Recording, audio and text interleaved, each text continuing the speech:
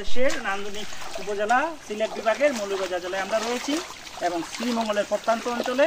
আমার সাথে রয়েছেন আমার মামা, সবুজ মামা, সবসময় জানেন ভাস্কর্য শিল্প এবং উনি আর্ট শিল্প। আমার সাথে রয়েছেন আশরাফ ভাই, ওনার একটা পেজ রয়েছে, ইউটিউব রয়েছে এবং এছাড়াও উনি একটা জব করেন, পাশাপাশি বিভিন্ন ব্লগ তৈরি করেন।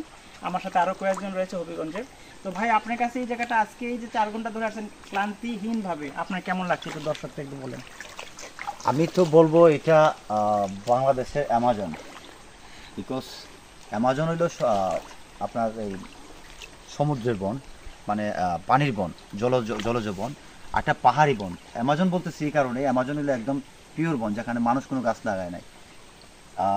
আর এটা একটু ভিন্ন, এটা হলো পাহাড়ি বন। তো পাহাড়ি বন, এটাতে একটা গাছ আমি এ পর্যন্ত দেখলাম না যে ফরেস্ট ডিপার্টমেন্ট বা কোনো বাগান কর্তৃপক্ষ বা কেউ লাগাইছে। এটা হলো এখানকার সবচেয়ে বড়। এই বাংলাদেশে তো আপনার পিওর বন নাই, একদম পিওর বন কিন্তু নাই।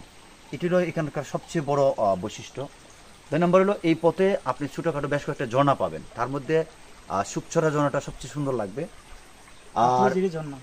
আর পাশাপাশি অসংখ্য জিরি এবং ভিডিওটা চালু হয়েছিল না, আপনারটা হয়ে গেছে। আচ্ছা শেষ।